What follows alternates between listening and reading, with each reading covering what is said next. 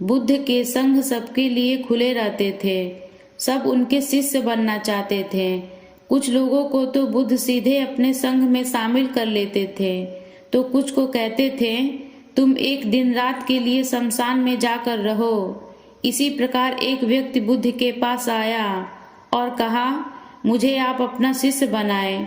बुद्ध ने उस व्यक्ति से कहा, तुम्हें मेरा शिष्य बनने के लिए एक दिन पूरा शमशान में बिताना होगा और तुम वहाँ जो भी कुछ सीखोगे मुझे आकर बताना। उसके बाद ही तुम संघ में शामिल हो पाओगे। वह व्यक्ति यह सुन घबरा गया। उसने बुद्ध से कहा, दिन में तो ठीक है, लेकिन रात में शमशान में रहना खतरनाक है। बुद्ध ने कहा, कैसा खतरा? व्यक्ति ने कहा, वहाँ भूत प्रेत होंगे, वह मुझे पकड़ लेंगे। बुद्ध ने कहा, क्या तुमने भूत प्रेत देखे हैं? व्यक्ति ने कहा, नहीं, पर मैंने सुना है और कुछ लोगों को देखा है जिसमें भूत आ जाते हैं, वह अजीब अजीब हरकत करते हैं। तब बुद्ध ने कहा, तो तुम्हारे पास ये सुनहरा अवसर है ये जानने का कि भूत प्रेत होते हैं या नहीं। तुम वहाँ एक रात गुजारो और फिर विश्लेषण करके बताना कि भूत प्रेत होते हैं या नहीं। अगर तुम्हें वह मिल गए तो तुम उनका विश्लेषण करना कि वह कैसे होते हैं, और अगर नहीं मिले तो तुम यह भी जान जाओगे कि वह नहीं होते। तुम घबराना मत, वहाँ जो भी घटना होगी तुम मुझे उसे आकर बताना। व्यक्ति ने कहा, ठीक है गुरुदेव, अगर आप कहते हैं तो एक पूरा दिन और रात मैं शमशान में गुजार लूंगा। बुद्ध ने कहा, ठीक है, अभी तुम आश्रम में आराम करो और कल सुबह ही शमशान के लिए निकल जाना। बुद्ध ने अपने 4 शिष्यों को कहा कि यह व्यक्ति कल शमशान जाएगा, तुम उसके पीछे जाना और उस पर नजर रखना, उसका ध्यान रखना, पर याद रहे उसे ये बात पता न चले कि तुम उसके पीछे गए हो। अगले दिन वह व्यक्ति बुद्ध के पास गया और बोला, जैसा आपने कहा था मैं शमशान के लिए निकल रहा हूँ। बुद्ध ने उस व्यक्ति से कहा, ठीक है, अब तुम जा सकते हो। वह व्यक्ति शमशान गया। अगले दिन वह व्यक्ति बुद्ध के पास आया। बुद्ध उसे देख मुस्कुराए और बोले कि तुमने एक पूरा दिन वहाँ गुजारा, तुमने क्या देखा और क्या सीखा? व्यक्ति ने कहा, मैं वहाँ सुबह सुबह गया। कुछ देर बाद मैंने देखा कि कुछ लोग एक अर्थी लेकर आ रहे हैं। कुछ लोग सामान्य थे तो कुछ लोग बेहद खुश थे। वह कह रहे थे कि उस व्यक्ति ने अच्छे कर्म किए हैं, यह बहुत किस्मत वाला है। उस बुजुर्ग के बेटे ने अपने पिता की चिता को अग्नि दी। वह कुछ देर वहां खड़ा रहा। उसके बाद एक एक करके सब लोग जाने लगे। थोड़ी देर बाद वहां 2 अर्थी और आई, जिसमें एक अर्थी किसी अमीर व्यक्ति की थी जो बहुत सजी धजी थी। उसमें बहुत सारे लोग थे, जबकि दूसरी किसी गरीब व्यक्ति की थी जो बेहद साधारण थी। उसमें कुछ ही लोग थे। अमीर व्यक्ति की चिता चंदन की लकड़ी पर जलाई गई और गरीब व्यक्ति की साधारण लकड़ी से। पहले अमीर व्यक्ति की चिता को जलाया गया क्योंकि वह अमीर था, जबकि बाद में गरीब व्यक्ति की। थोड़ी देर बाद दोनों व्यक्ति की चिता को जला दिया गया।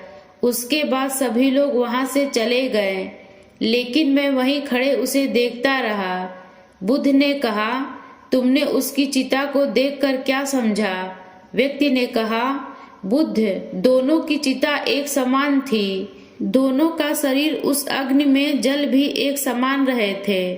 उसके बाद दोनों उसमें जल गए।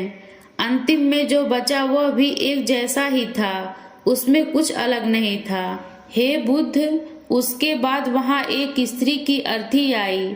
उस स्त्री का पति बेहद दुखी था और वहां आए सभी लोग भी काफी दुखी थे। वह सभी उसके पति को सांत्वना दे रहे थे। हे बुद्ध, उसमें मैंने देखा कि बहुत लोग काफी ज्ञानी थे। वह ज्ञान की बातें कर रहे थे। वह सब महाज्ञानी कह रहे थे कि यहाँ तो एक दिन सबको आना ही है। जीवन हमें ज्ञानता और परोपकार से जीना चाहिए। किसी को कभी भी कष्ट नहीं देना चाहिए। धन के पीछे हमेशा भागकर कुछ नहीं होता है। अंतिम में हम सबको एक दिन शमशान में ही जाना होता है। उसके बाद वहाँ कोई नहीं आया और मैं पूरी रात वहीं पर रहा और अगली सुबह आपके पास आ गया। बुद्ध ने पूछा, क्या तुम्हें वहाँ कोई भूत प्रेत दिखा? व्यक्ति ने कहा, नहीं, मुझे वहाँ कोई भूत प्रेत नहीं दिखा। पूरी रात मैं अपने आप से डरता रहा, पत्तों से डरता रहा, जानवरों की आवाज़ों से डरता रहा, लेकिन पूरी रात में मुझे कोई भूत प्रेत नजर नहीं आए। बुद्ध ने उस व्यक्ति से कहा, ठीक है, अब तुम जाओ और आश्रम में आराम करो।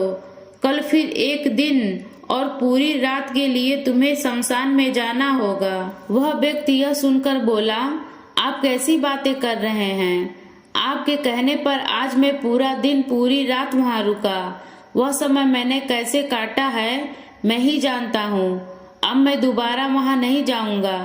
बुद्ध ने कहा, देखो, जो खास चीज तुम्हें वहाँ जाकर मिलनी है वह तुम्हें अभी तक नहीं मिली है।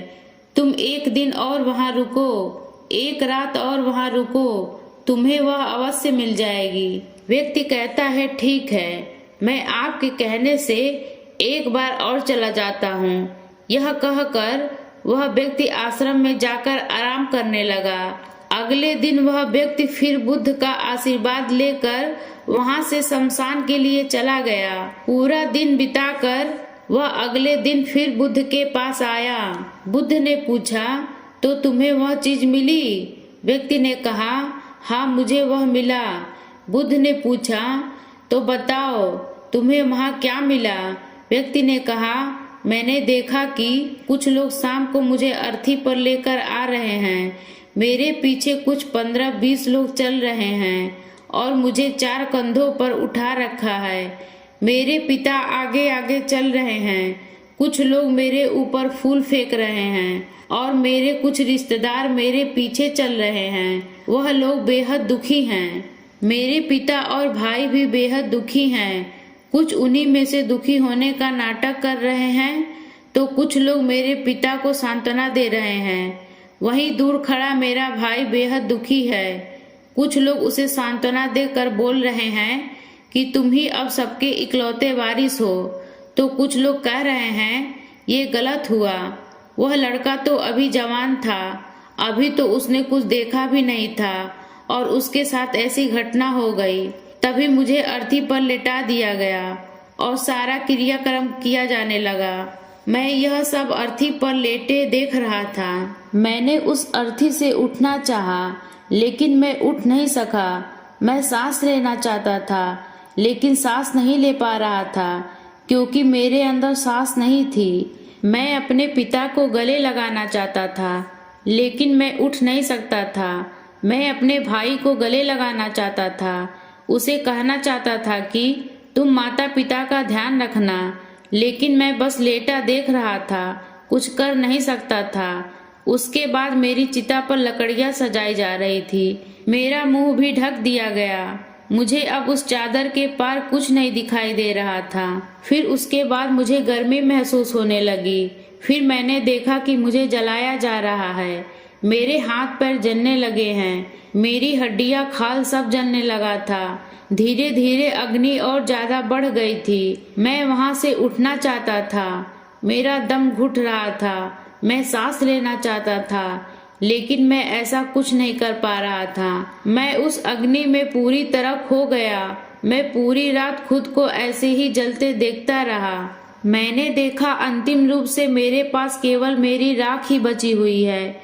उस पूरी रात ना तो मैं डरा, ना ही मुझे डर का एहसास हुआ। पता नहीं कहाँ मैं पूरी रात खोया हुआ था और सुबह होते ही मैं आपके पास आ गया। बुद्ध मुस्कुराए और बोले कि अब तुम संघ में शामिल हो सकते हो और वास्तव में ध्यान और ज्ञान होने के लिए ध्यान का बीज अंदर होना बहुत जरूरी है। वह बीज तुम्हें वहाँ कल रात मिला, जब तुमने जाना कि वहाँ सब कुछ नश्वर है। इस दुनिया में सभी व्यक्ति शमशान में जाने के बाद ये तो देख लेते हैं कि सभी को वहाँ जाना है, लेकिन जैसे ही वहाँ से बाहर निकलते हैं वह सब भूल जाते हैं और फिर अपनी जिंदगी वैसे ही जीते हैं। वैसे ही कर्म करते हैं, वैसे ही अधर्म करते हैं, वैसे ही लालच करते हैं और वैसे ही क्रूरता दिखाते हैं। और जैसे ही शमशान में जाते हैं सब धार्मिक हो जाते हैं। पहली बार जब तुम शमशान में गए थे तो तुम भी उन्हीं ज्ञानी व्यक्तियों की तरह थे, जैसे कि वहाँ सभी महाज्ञानी व्यक्ति आते हैं। और जैसे ही तुम दोबारा वहाँ गए और आज वापिस आए हो तो तुम्हारे अंदर भी ज्ञान का बीज उत्पन्न हो गया है। हम तब तक जीवन को नहीं समझ सकते जब तक हम मृत्यु को नहीं जानते। जो व्यक्ति बीमार है वही स्वास्थ्य के महत्व को समझ सकता है। जो ध्यान का बीज तुमने कल रात पाया, अब उसे तुम्हें लक्ष्य बनाना है और ऐसा विशाल लक्ष्य तुम्हारे अंदर उत्पन्न होगा जो सभी को ध्यान की छाव से परिपूर्ण करेगा। दोस्तों, ये कहानी आपको कैसी लगी कमेंट करके जरूर बताइए। कहानी अच्छी लगे तो चैनल को सब्सक्राइब करिएगा, वीडियो को लाइक करिएगा।